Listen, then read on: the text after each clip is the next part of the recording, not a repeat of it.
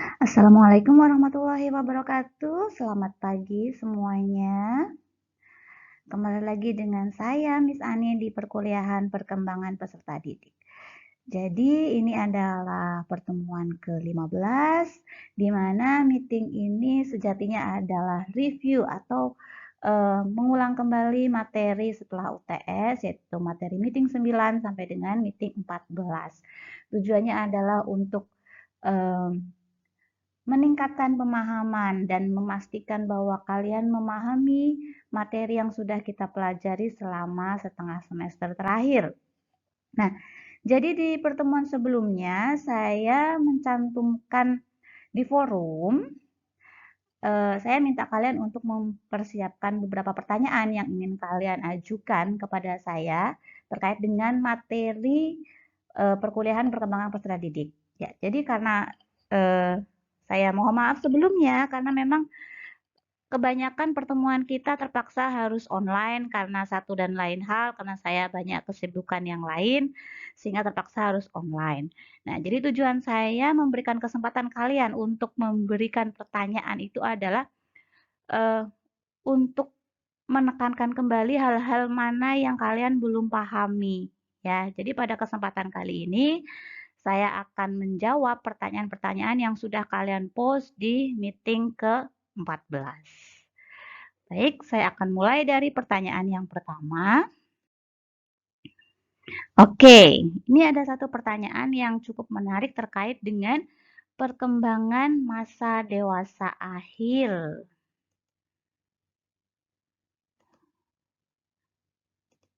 Oke, saya tidak menyebutkan ini pertanyaan dari siapa, saya akan bacakan pertanyaannya.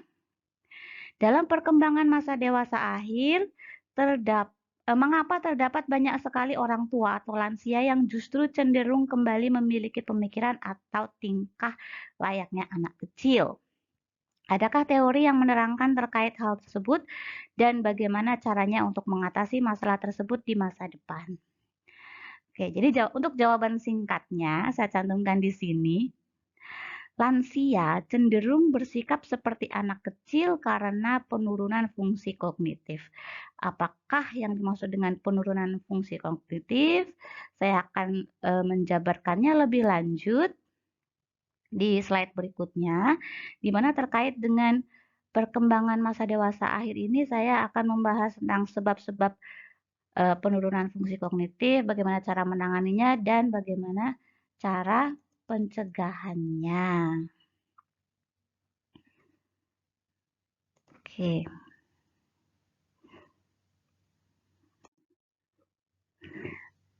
Iya.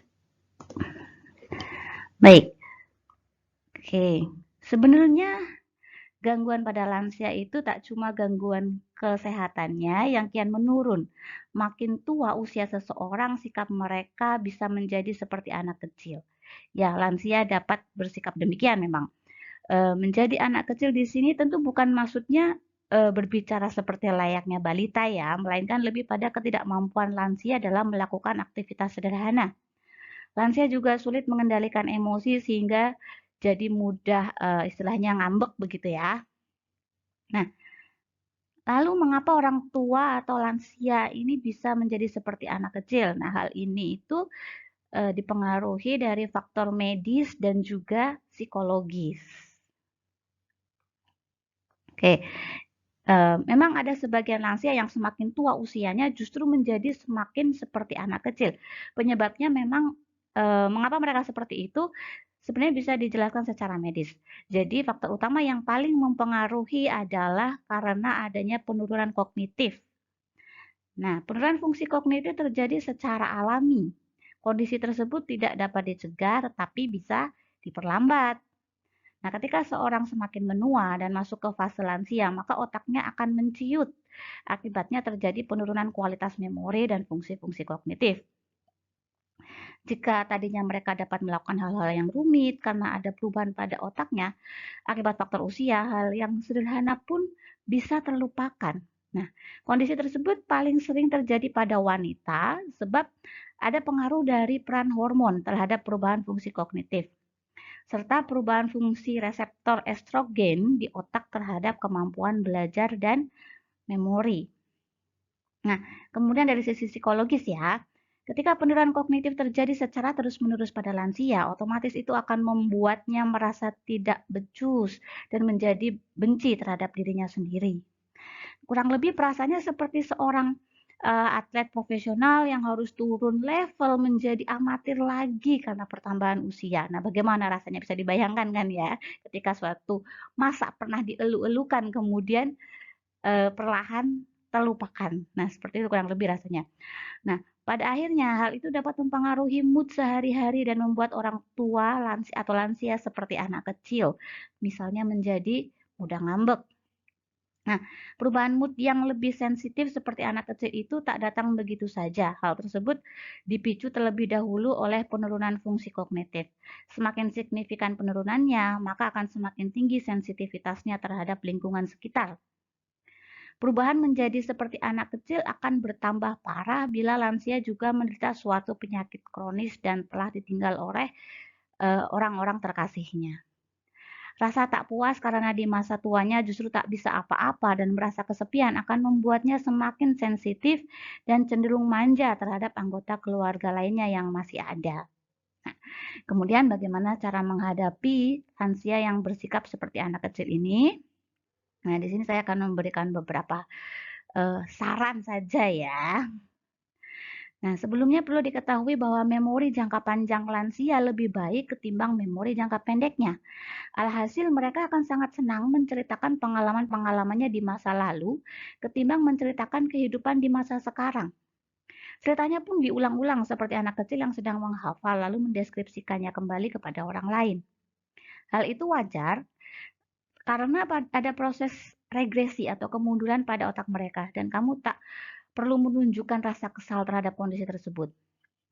Pahamilah bahwa sewaktu-waktu mungkin kalian juga akan berada di posisi mereka. Tentu akan sangat tidak menyenangkan, sangat menyakitkan bukan apabila tidak ada yang mendengarkan ketika kalian sedang berbicara. Oke, nah berikut adalah beberapa cara menghadapi sifat orang tua lanjut usia yang bersikap seperti anak kecil. Yang pertama, yang paling penting yang harus kalian lakukan adalah just listening, berusaha mendengarkan. Berusaha untuk mendengarkan, jangan menginterupsi, dan biarkan mereka menyelesaikan pembicaraannya. Apabila terdapat perhentian sejenak, kemungkinan mereka sedang kontemplasi dan berpikir untuk menyampaikan maksudnya. Kemudian berikan respon-respon kecil yang menandakan kamu sedang mendengarkannya, misalnya dengan mengangguk, atau tersenyum, atau dengan menatap mata mereka. Yang kedua adalah memberikan respon yang sopan. Apabila kamu sudah sangat sering mendengarnya dan ingin melakukan aktivitas yang lain, lebih baik katakan langsung seperti Bu, Pak, atau kakek, nenek, saya mendengarkan sambil melakukan ini ya, seperti itu. Dengan berkata seperti itu, mereka lebih bisa mengerti ketimbang langsung didiamkan. Jangan lupa juga untuk tetap memberikan respon sederhana, misalnya, oh begitu ya. Atau bisa juga respon lain tergantung dari cerita yang dilontarkan. Yang berikutnya adalah lebih bersabar dan tidak emosional. Dalam menghadapi orang tua lansia yang seperti anak kecil, berusahalah tetap sabar. Jika mereka marah hanya karena masalah sepele, lebih baik kamu jangan memasukkannya ke dalam hati. Ingat bahwa itu sebenarnya hanya wujud dari ketidakpuasan atau kesedihan mereka terhadap diri sendiri, sehingga tak perlu ditanggapi secara serius. Kemudian yang berikutnya adalah mengajaknya untuk mengikuti berbagai kegiatan. Untuk mengurangi resiko lansia bersikap seperti anak kecil, kamu bisa mengajaknya melakukan kegiatan yang cenderung melatih otak. Misalnya membaca buku, bernyanyi, ikut organisasi, berkebun, memasak, ikut seminar, dan lain sebagainya. Dan yang berikutnya adalah berusaha berbicara lebih jelas. Beberapa lansia kemungkinan tidak suka untuk mengakui bahwa mereka sudah kesulitan mendengar atau memahami percakapan. Tetap berbicara tenang dan berusaha berbicara dengan artikulasi yang jelas. Bicaralah lebih keras namun tidak teriak ya. Bedakan ya antara teriak dengan berbicara secara jelas dan keras. Buat kalimat yang pendek, bila perlu ulangi secara perlahan. Semakin banyak kegiatan yang dilakukan, maka penurunan kognitif lansia juga bisa diperlambat. Dengan begitu, resiko orang tua bersikap seperti anak kecil pun menjadi semakin rendah. Oke, berikutnya adalah bagaimana cara memperlambat penurunan fungsi kognitif. Oke, sebuah penelitian pada tahun 2015 menyatakan bahwa penurunan fungsi otak bisa dicegah dengan menerapkan gaya hidup sehat. Nah, berikut ini adalah beberapa perubahan gaya hidup sehat pada lansia yang dapat dilakukan. Yang pertama, lebih aktif berolahraga. Tahukah Anda bahwa fungsi kognitif pada seseorang dengan usia lanjut bisa meningkat dengan rutin berolahraga? Ya, ternyata aktivitas sehat untuk lansia seperti ini dapat membantu meningkatkan kemampuan kognitif dengan meningkatkan suasana hati dan mengurangi stres hingga mencegah penurunan fungsi kognitif otak. Olahraga yang Anda pilih tidak harus yang berat, setidaknya gerakan tubuh secara aktif kurang lebih 30 menit setiap hari sebanyak 5 kali dalam seminggu. Atau salah satu pilihan olahraga yang tepat adalah aerobik yang dapat membantu memperlambat perkembangannya penyakit Alzheimer dan gangguan memori lainnya. Intinya, lakukan berbagai aktivitas fisik yang positif setiap harinya.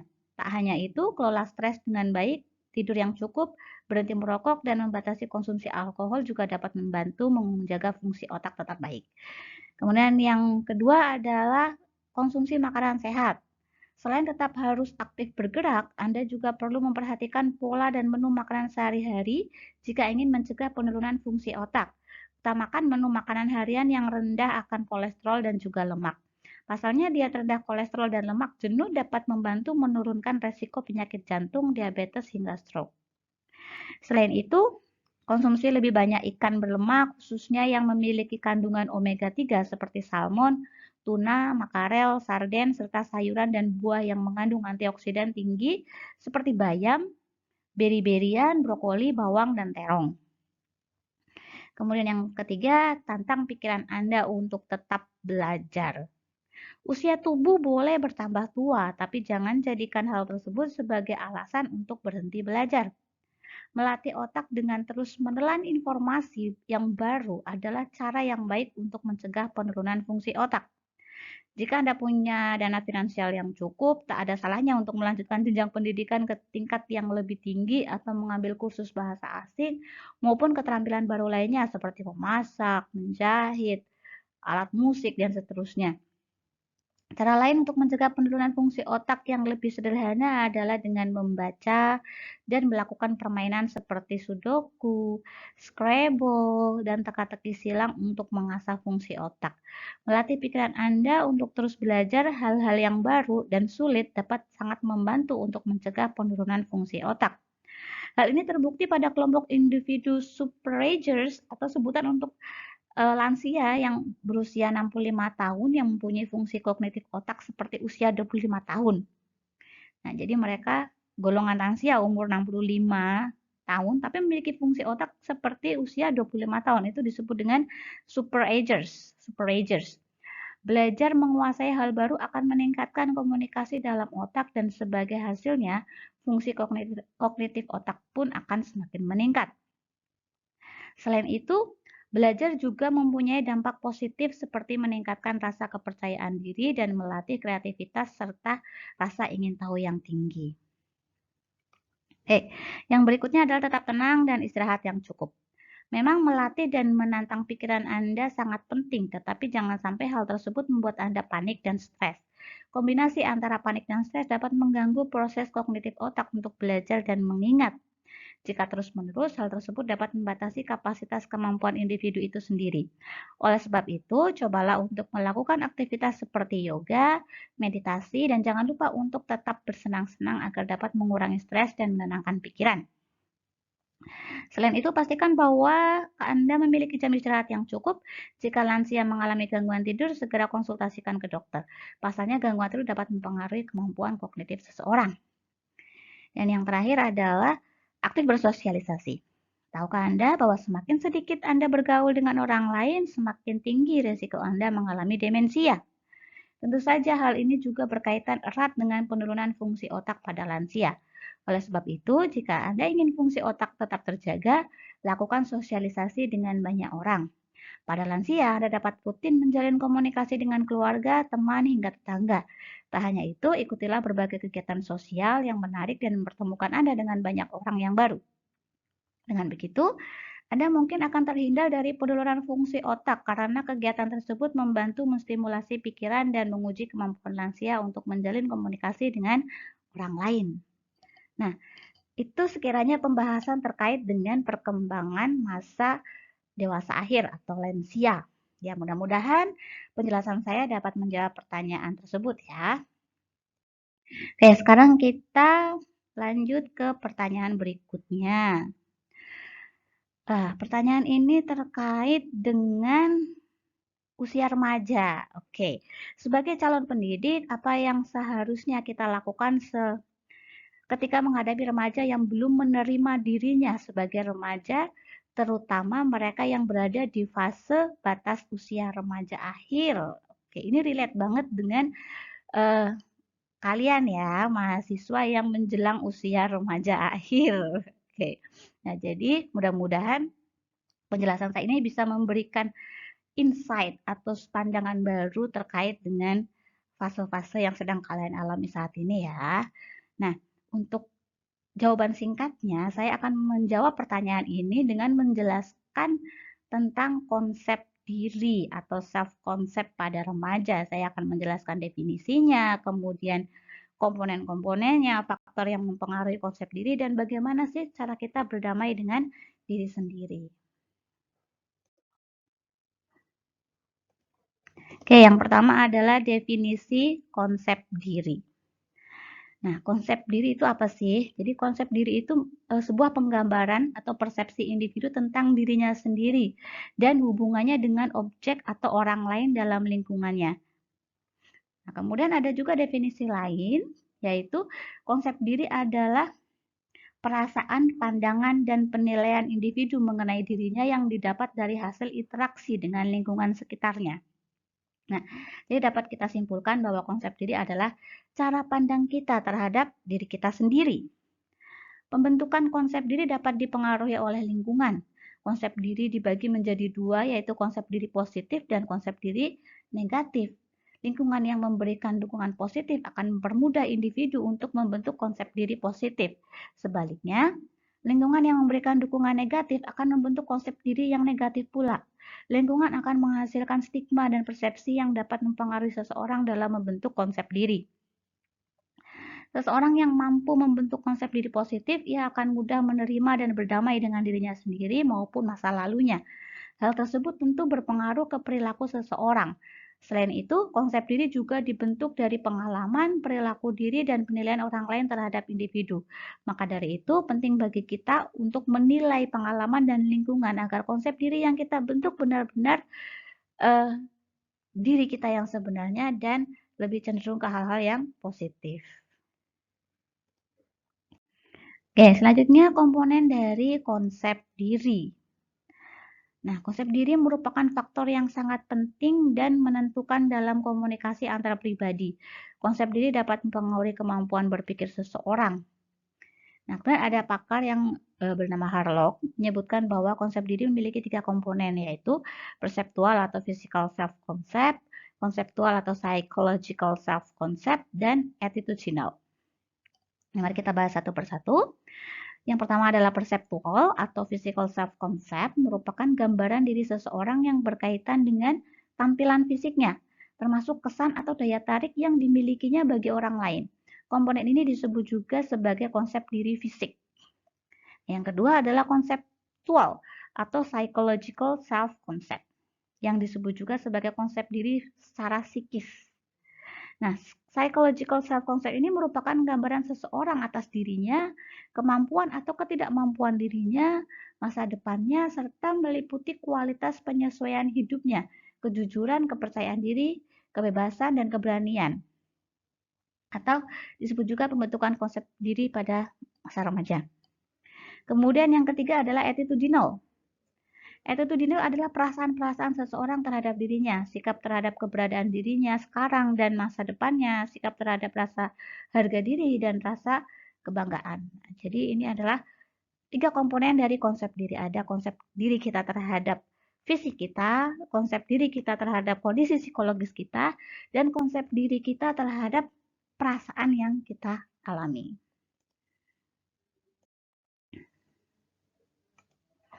Nah, selanjutnya adalah faktor-faktor yang mempengaruhi konsep diri. Konsep diri bukanlah faktor yang dibawa sejak lahir, melainkan faktor yang dipelajari dan dibentuk dari pengalaman individu dalam berhubungan dengan individu lain. Setiap individu akan menerima tanggapan. Tanggapan-tanggapan yang diberikan tersebut akan dijadikan cermin dalam menilai dan memandang dirinya. Orang yang pertama kali dikenal oleh individu adalah orang tua dan anggota yang ada di dalam keluarga. Setelah individu mampu melepaskan diri dari ketergantungan dengan keluarga, ia akan berinteraksi dengan lingkungan yang lebih luas, sehingga akan membentuk suatu gambaran diri dalam individu tersebut. Terbentuknya konsep diri seseorang berasal dari interaksinya dengan orang lain. Konsep diri merupakan produk sosial yang dibentuk melalui proses internalisasi dan organisasi pengalaman-pengalaman psikologis. Pengalaman psikologis ini merupakan hasil eksplorasi individu terhadap lingkungan fisiknya dan refleksi dari dirinya yang diterima dari orang-orang penting di sekitarnya. Individu semenjak lahir dan mulai tumbuh mula-mula mengenal dirinya dengan mengenal dahulu orang lain. Saat individu masih kecil, orang penting yang berada di sekitar individu adalah orang tua dan saudara-saudara. Bagaimana orang lain mengenal individu akan membentuk konsep diri. Konsep diri dapat terbentuk karena berbagai faktor, baik dari faktor internal maupun eksternal. Faktor-faktor tersebut menjadi lebih spesifik lagi dan akan berkaitan erat sekali dengan konsep diri yang akan dikembangkan oleh individu. Nah, faktor-faktor tersebut yang pertama adalah keadaan fisik. Keadaan fisik seseorang dapat mempengaruhi individu dalam menumbuhkan konsep dirinya. Individu yang memiliki cacat tubuh cenderung memiliki kelemahan-kelemahan tertentu dalam memandang dirinya, seperti munculnya perasaan malu, minder, tidak berharga, dan perasaan ganjil karena melihat dirinya berbeda dengan orang lain. Yang kedua adalah kondisi keluarga. Keluarga yang merupakan tempat pertama dan utama dalam membentuk konsep diri individu. Perlakuan-perlakuan yang diberikan orang tua terhadap individu akan membekas hingga individu menjelang dewasa dan membawa pengaruh terhadap konsep diri individu. Kondisi keluarga yang buruk adalah tidak adanya pengertian antara orang tua dan anak, tidak adanya keserasian hubungan antara ayah dan ibu, orang tua yang menikah lagi misalnya, serta kurangnya sikap menerima dan dari orang tua terhadap keberadaan anak-anak. Sedangkan kondisi keluarga yang baik dapat ditandai dengan adanya integritas dan tenggang rasa yang tinggi, serta sikap positif dari anggota keluarga. Adanya kondisi semacam itu menyebabkan anak memandang orang tua sebagai figur yang berhasil dan menganggap orang tua dapat dipercaya sebagai tokoh yang dapat mendukung dirinya dalam memecahkan seluruh persoalan hidupnya. Jadi, kondisi keluarga yang sehat dapat membuat anak menjadi lebih tegas, efektif, serta percaya diri dalam mengatasi masalah kehidupan dirinya sebagai pembentukan kepribadiannya. Yang ketiga adalah reaksi orang lain terhadap individu. Dalam kehidupan sehari-hari, orang akan memandang individu sesuai dengan pola perilaku yang ditunjukkan individu itu sendiri. Jika individu diterima orang lain, dihormati dan disenangi karena keadaan diri individu, individu akan cenderung bersikap menghormati pula dan menerima diri individu. Sebaliknya, bila orang lain memandang individu tersebut dengan kurang baik, kurang menghormati, maka individu tersebut akan cenderung kurang hormat terhadap orang lain juga. Nah, yang berikutnya adalah tuntutan orang tua terhadap anak. Pada umumnya, orang tua selalu menuntut anak untuk menjadi individu yang sangat diharapkan oleh mereka. Tuntutan yang dirasakan anak akan dianggap sebagai tekanan dan hambatan jika tuntutan tersebut ternyata tidak dapat dipenuhi oleh sang anak. Selain itu, sikap orang tua yang berlebihan dalam melindungi anak akan menyebabkan anak tidak dapat berkembang dan mengakibatkan anak menjadi kurang tingkat percaya dirinya dan memiliki konsep diri yang rendah. Yang berikutnya adalah jenis kelamin, ras, dan status sosial ekonomi. Konsep diri dapat dipengaruhi oleh ketiga hal tersebut. Beberapa penelitian dari para ahli menyatakan bahwa berbagai hasil penelitian yang dilakukan membuktikan kelompok ras minoritas dan kelompok sosial ekonomi rendah cenderung mempunyai konsep diri yang rendah dibandingkan dengan kelompok ras mayoritas dan kelompok sosial ekonomi tinggi. Selain itu, untuk jenis kelamin terdapat perbedaan konsep diri antara perempuan dan laki-laki. Perempuan mempunyai sumber konsep diri yang bersumber dari keadaan fisik dan popularitasnya, sedangkan konsep diri pada laki-laki bersumber dari agresivitas dan kekuatan dirinya. Dengan kata lain, wanita akan bersandar pada citra kewanitaannya dan laki-laki akan bersandar pada citra kelaki-lakiannya dalam membentuk konsep diri masing-masing. Kemudian yang berikutnya adalah keberhasilan dan kegagalan. Konsep diri dapat juga dipengaruhi oleh keberhasilan atau kegagalan yang dialami individu. Keberhasilan dan kegagalan mempengaruhi penyesuaian pribadi dan sosialnya, dan ini berarti mempunyai pengaruh yang nyata terhadap konsep diri individu. Keberhasilan akan mewujudkan suatu perasaan bangga dan puas akan hasil yang telah dicapai dan sebaliknya rasa frustasi bila individu mengalami kegagalan. Dan yang terakhir adalah orang-orang yang dekat dengan individu. Tidak semua orang mempunyai pengaruh yang sama terhadap individu. Ada yang paling berpengaruh, yaitu orang-orang yang paling dekat dengan individu, misalnya orang tua, saudara, dan orang yang tinggal satu rumah dengan individu. Dari mereka secara perlahan-lahan individu membentuk konsep dirinya, senyuman, pujian, penghargaan, pelukan, menyebabkan individu menilai diri sendiri secara positif, tetapi ejekan, cemoohan, hardikan dapat membuat individu menilai dan memandang dirinya secara negatif. Nah, oke, selanjutnya ini adalah poin yang paling penting sepertinya ya, bagaimana cara berdamai dengan diri sendiri. Nah, coba sekarang kalian tanya pada diri kalian sendiri, apakah menurut kalian sudah cukup berdamai dengan diri sendiri, cukup menerima keadaan kalian di mana semua individu memiliki karakteristik yang berbeda, semua individu itu unik, semua individu memiliki masalahnya masing-masing. Apakah kalian sudah bisa menerima kondisi kalian saat ini? Oke, baik. Saya akan memberikan beberapa tips bagaimana cara berdamai dengan diri sendiri. Yang pertama, bersabar dengan proses diri kamu.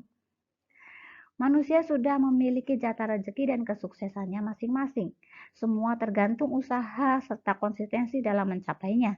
Proses dan jangka waktu pencapaiannya juga berbeda-beda karena semua orang punya timeline hidupnya masing-masing.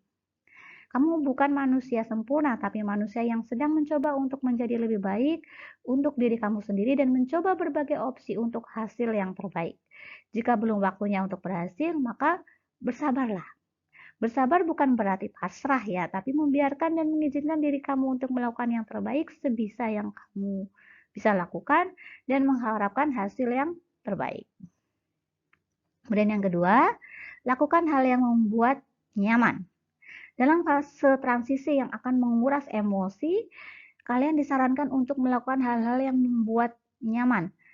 Pasang musik atau olahraga untuk meningkatkan mood, baca buku self-help misalnya supaya bisa menambah motivasi. Jangan memaksa diri untuk melakukan hal-hal yang sekiranya tidak akan membuat kalian nyaman. Hal yang paling kalian butuhkan saat ini adalah ketenangan dan keyakinan bahwa semua akan baik-baik saja. Yang ketiga, jauhkan diri dari orang-orang yang memberikan dampak negatif. Selain rasa nyaman, kalian butuh dikelilingi oleh orang-orang yang bisa memberikan kalian hawa positif. Pintar-pintar pilih pergaulan, jangan sampai terjerumus ke pergaulan yang toksik ya, yang akan memperkeruh suasana hati kalian. Pertemanan itu seharusnya positif dan saling membangun, bukan merugikan dan merusak ketenangan pikiran kalian.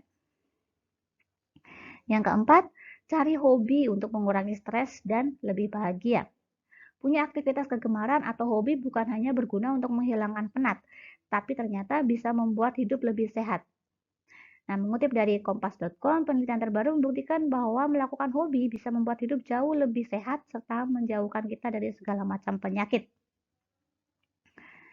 Oke, ini ada kutipan dari Matthew Zawadzki, seorang asisten profesor of psychology di University of California. Beliau menganalisa detak jantung dan tingkat stres dari 115 orang dengan rentang usia 20 hingga 80 tahun untuk mencari tahu aktivitas mana yang menghasilkan tingkat stres paling rendah.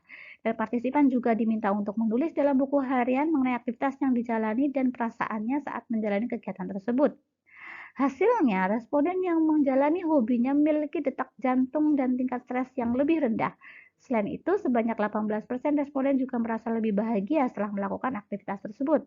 Nah, jadi sudah terbukti ya bahwa menjalani hobi itu dapat meningkatkan kesehatan dan juga mengurangi stres. Oke, yang kelima adalah jangan membandingkan diri kalian dengan orang lain. Kamu boleh melihat kesuksesan orang lain sebagai motivasi untuk memacu semangat kalian. tapi tidak untuk menjadikan kalian terpuruk karena kalian merasa kurang sukses. Jalan dan cerita hidup masing-masing orang berbeda. Fokus dengan tujuan serta progres kalian masing-masing dan nikmati saja prosesnya. Itu sekiranya yang bisa saya sampaikan di sini ya. Oke, kemudian yang keenam, bersyukur dan dengan pencapaian kalian hari ini. Untuk mendapatkan ketenangan batin, kita wajib bersyukur untuk segala hal yang kita capai di hari ini.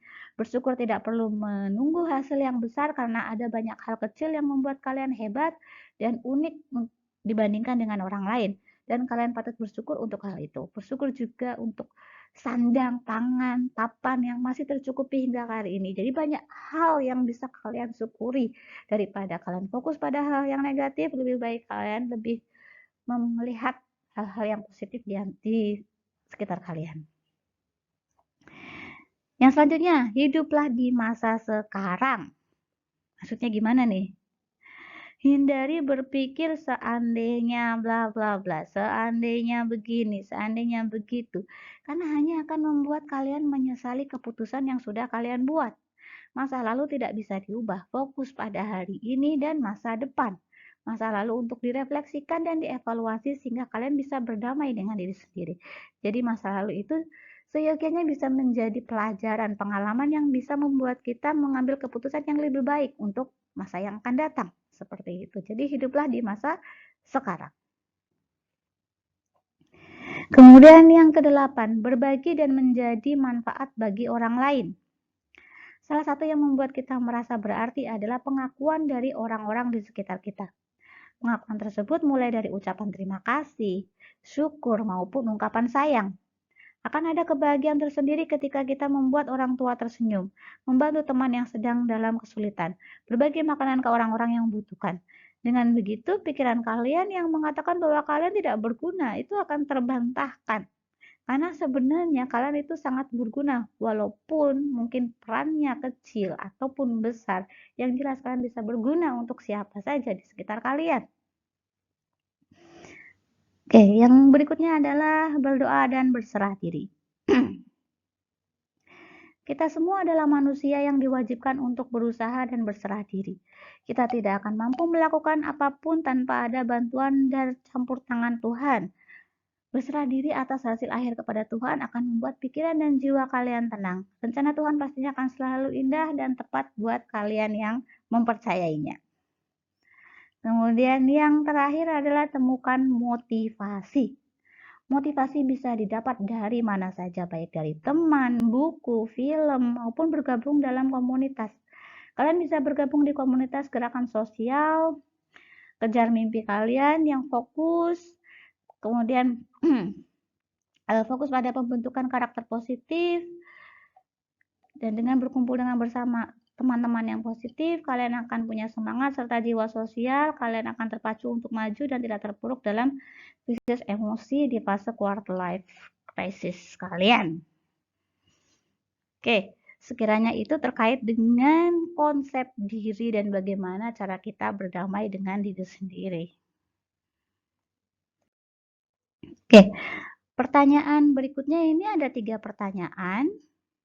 Yang pertama, apakah pada masa perkembangan tidak ada kegagalan yang disebabkan oleh lingkungan yang dapat mempengaruhi perkembangan psikologis atau mental anak? Yang kedua, selain menempuh pendidikan, apakah persiapan yang bisa dilakukan untuk generasi sekarang agar nantinya dapat melahirkan generasi yang unggul? Dan yang ketiga, bagaimana cara mengajarkan anak agar mencintai dirinya sendiri di samping pertumbuhan dan perkembangan masa remaja yang ada seperti insecure dan lainnya. Oke, ini pertanyaan cukup menarik ya. Jadi saya akan menjawabnya dengan membahas faktor-faktor yang mempengaruhi perkembangan mental, kemudian bagaimana cara kita membangun generasi unggul dan bagaimana sih mencintai diri sendiri. Jadi ini sedikit berkaitan dengan yang tadi, bagaimana cara kita berdamai dengan diri sendiri, dan yang pada kali ini saya akan melanjutkan bagaimana cara mencintai diri sendiri. Nah, gitu. Oke, yang pertama adalah faktor-faktor yang mempengaruhi mental anak. Nah, jadi faktor-faktor yang mempengaruhi pertumbuhan dan perkembangan anak itu pada dasarnya bisa dikelompokkan menjadi 3 lingkungan utama, yaitu lingkungan keluarga, lingkungan sekolah, dan lingkungan masyarakat. Nah, di sini saya rinci lagi menjadi 13 faktor. Nah, faktor yang pertama adalah lingkungan keluarga. Keluarga merupakan lingkungan pertama dan utama bagi perkembangan anak. Umur 4-6 tahun dianggap sebagai titik awal proses identifikasi diri menurut jenis kelamin, peranan ibu dan ayah atau orang tua pengganti sangat besar.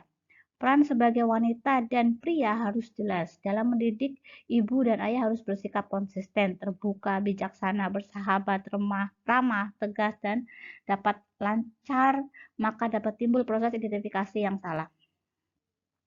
Masa remaja merupakan pengembangan identitas diri, di mana remaja berusaha mengenal diri sendiri, ingin mengetahui bagaimana orang lain menilainya, dan mencoba menyesuaikan diri dengan harapan orang lain. Sehingga lingkungan keluarga sebagai lingkungan pertama bagi anak itu akan berpengaruh sangat penting terhadap perkembangan mental anak. Yang kedua adalah pola asuh keluarga.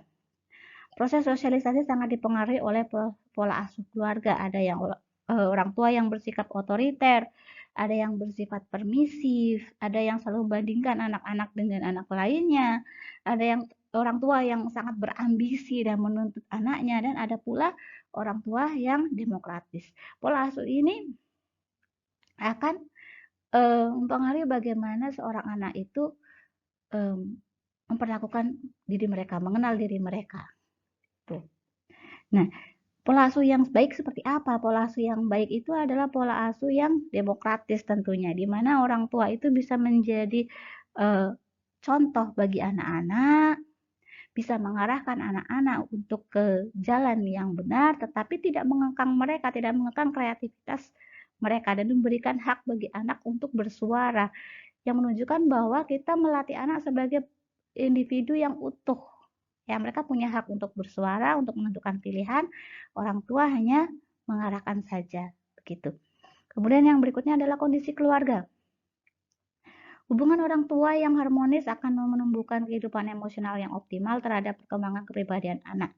Sebaliknya, orang tua yang sering bertengkar akan menghambat komunikasi dalam keluarga, dan anak akan melarikan diri dari keluarga.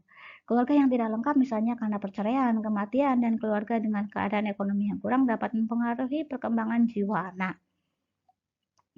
Yang selanjutnya adalah pendidikan moral dalam keluarga. Pendidikan moral dalam keluarga adalah upaya menanamkan nilai-nilai akhlak atau budi pekerti kepada anak di rumah. Penanaman nilai-nilai budi pekerti dalam keluarga dapat dilakukan melalui keteladanan orang tua atau orang dewasa, bacaan yang sehat, pemberian tugas, dan komunikasi efektif antar anggota keluarga. Sebaliknya, apabila keluarga tidak peduli terhadap hal ini, misalnya membiarkan anak tanpa komunikasi dan memperoleh nilai di luar moral, agama, dan sosial, membaca buku dan menonton VCD yang tidak seharusnya, bergaul bebas, minuman keras, merokok akan berakibat buruk terhadap perkembangan jiwa remaja. Oke, sekarang dari keluarga kita akan melangkah lebih jauh, yaitu ke lingkungan sekolah. Pengaruh yang cukup kuat juga diperoleh dari lingkungan sekolah. Umumnya orang tua menaruh harapan yang besar pada pendidikan di sekolah. Oleh karena itu, dalam memilih sekolah, orang tua perlu mempertimbangkan hal-hal yang berhubungan dengan perkembangan remaja, bagaimana kondisi dari lingkungan sekolah tersebut. Yang berikutnya adalah susunan sekolahnya. Prasyarat terciptanya lingkungan kondusif bagi kegiatan belajar mengajar adalah suasana sekolah. Baik buruknya suasana sekolah sangat tergantung pada kepemimpinan kepala sekolah, komitmen guru, sarana pendidikan, dan disiplin di sekolah tersebut ya. Suasana sekolah sangat berpengaruh terhadap perkembangan jiwa remaja. Oke, yang berikutnya adalah kedisiplinan dan kebiasaan. Sekolah yang tertib dan teratur akan membangkitkan sikap dan perilaku disiplin pada siswa. Sebaliknya, sekolah yang kacau dan disiplin longgar akan beresiko bahwa siswa dapat berbuat semaunya dan terbiasa dengan hidup tidak tertib, tidak memiliki sikap saling menghormati, cenderung brutal dan agresif. Suasana sekolah yang tidak mendukung kegiatan belajar mengajar akan berpengaruh terhadap menurunnya minat dan kebiasaan belajar. Akibatnya, prestasi belajar menurun dan selanjutnya diikuti dengan perilaku yang sesuai dengan norma masyarakat. Misalnya, sebagai kompensasi kekurangan di bidang akademik, siswa menjadi nakal dan brutal. Kemudian, bimbingan guru. Di sekolah, remaja menghadapi beratnya tantangan guru, orang tua, dan syaratnya berkurikulum sehingga dapat menimbulkan beban mental. Dalam hal ini, peran wali kelas dan guru pembimbing sangat berat. Apabila guru pembimbing sebagai konselor sekolah tidak berperan, maka siswa tidak memperoleh bimbingan yang sewajarnya. Untuk menyalurkan minat, bakat, dan hobi siswa, perlu dikembangkan kegiatan ekstrakurikuler dengan bimbingan guru. Oke, selanjutnya kita merambah ke lingkungan masyarakat, yang terutama adalah lingkungan teman sebaya. Remaja lebih banyak berada di luar rumah dengan teman sebayanya. Jadi dapat dimengerti bahwa sikap, pembicaraan, minat, penampilan, dan perilaku teman sebaya lebih besar pengaruhnya daripada keluarga. Misalnya jika remaja mengenakan model pakaian yang sama dengan pakaian anggota kelompok yang populer, maka kesempatan baginya untuk dapat diterima di kelompok tersebut menjadi lebih besar. Demikian pula bila anggota kelompok mencoba minum alkohol, maka seorang anak akan cenderung berusaha untuk mengikuti tren tersebut agar bisa diterima di lingkungannya, seperti itu. Nah, itulah pentingnya memilih-milih teman sebaya. Yang berikutnya adalah rokok atau zat adiktif. Rokok atau zat adiktif lainnya, maka remaja cenderung tanpa memedulikan akibatnya. Di dalam kelompok sebaya, remaja berusaha menemukan dirinya. Di sini ia dinilai oleh teman sebayanya tanpa memedulikan sanksi-sanksi dunia dewasa. Kelompok sebaya memberikan lingkungan, yaitu dunia tempat remaja dapat melakukan sosialisasi, di mana nilai yang berlaku bukanlah nilai yang ditetapkan oleh orang dewasa, melainkan nilai dari teman-teman seusianya. Nah, jadi pengaruh dari rokok dan zat aktif ini juga sangat berbahaya jika anak kita atau kita bergaul dengan lingkungan teman yang menggunakan hal tersebut. Kemudian yang berikutnya adalah kelompok negatif. Disinilah letak bahayanya bagi perkembangan jiwa remaja apabila nilai yang dikembangkan dalam kelompok sebaya adalah nilai yang negatif. Akan lebih berbahaya apabila kelompok sebaya ini cenderung tertutup, di mana setiap anggota tidak dapat terlepas dari kelompoknya dan harus mengikuti nilai yang dikembangkan oleh pemimpin kelompoknya. Sikap, pikiran, perilaku, dan gaya hidupnya merupakan perilaku dan gaya hidup kelompoknya. Oke, berikutnya adalah lingkungan masyarakat. Dalam kehidupan manusia dibimbing oleh nilai-nilai yang merupakan pandangan mengenai apa yang baik dan apa yang buruk. Nilai yang baik harus diikuti, dianut, sedangkan nilai yang buruk harus dihindari sesuai dengan aspek rohaniah dan jasmaniah yang ada pada manusia. Maka manusia dibimbing oleh pasangan nilai materi dan non-materi. Yang berikutnya adalah peran masyarakat. Apabila manusia hendak hidup secara damai di masyarakat, maka sebaiknya kedua nilai yang merupakan pasangan tadi diserasikan. Akan tapi kenyataan dewasa ini menunjukkan bahwa nilai materi mendapat tekanan lebih besar daripada nilai non-materi atau spiritual. Hal ini terbukti dari kenyataan bahwa sebagai tolak ukur peranan seorang dalam masyarakat adalah kebendaan atau kedudukannya. Lingkungan keluarga, sekolah, teman sebaya, dan masyarakat memiliki pengaruh yang besar terhadap perkembangan dan kesehatan jiwa pada remaja. Karena pada dasarnya, remaja sangat peka terhadap apa yang terjadi pada lingkungan sekitar sehingga hal tersebut dapat mempengaruhinya. Jika remaja berada di lingkungan yang baik, maka jiwa dan mentalnya pun akan terbentuk dengan baik pula. Oke, selanjutnya terkait dengan generasi unggul. Nah, bagaimana sih cara membangun generasi unggul? Dalam membangun generasi unggul merupakan tugas semua pihak. Namun dalam membangun generasi unggul ini harus disesuaikan dengan kondisi zaman sesuai dengan pesan Rasulullah. Bagi kita yang tua punya tugas untuk mengantarkan anak-anak menjadi generasi unggul. Kita diminta mendidik anak-anak kita sesuai dengan kebutuhan zamannya. Karena anak-anak kita hidup di zaman yang berbeda dengan kita. Ia pun menyebut ada 3 cara dalam membangun generasi unggul. Pertama yakni generasi unggul itu harus unggul dalam moral dan spiritualnya. Dalam hal ini, akhlak menjadi suatu hal yang harus diperlukan.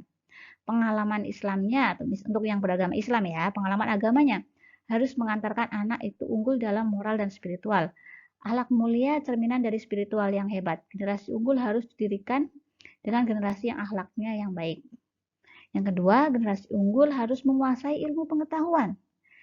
Nah, jadi untuk ilmu pengetahuan bisa kita raih dalam dunia pendidikan ya.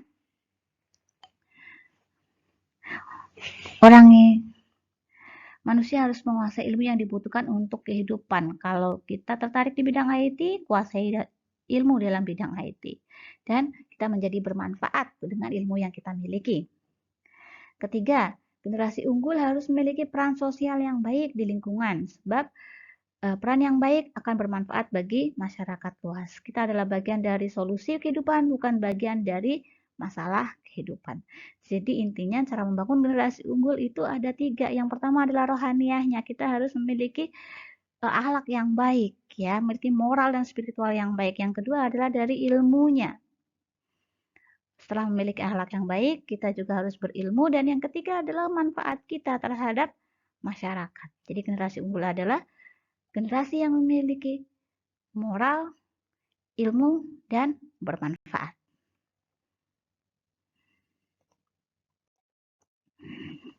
Oke.